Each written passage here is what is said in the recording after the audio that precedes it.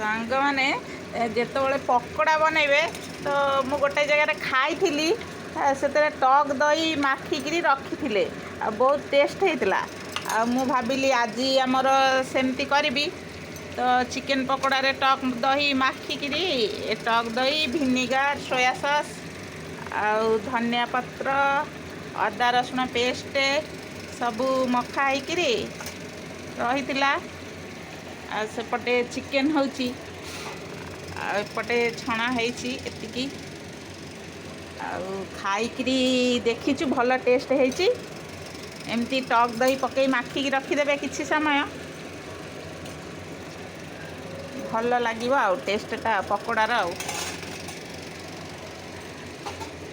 ଆଜି ତ ହେଇଥିବ ଆଉ ସମସ୍ତଙ୍କ ଘରେ, ଆଉ ନହେଲେ ଡାକିଥାନ୍ତି।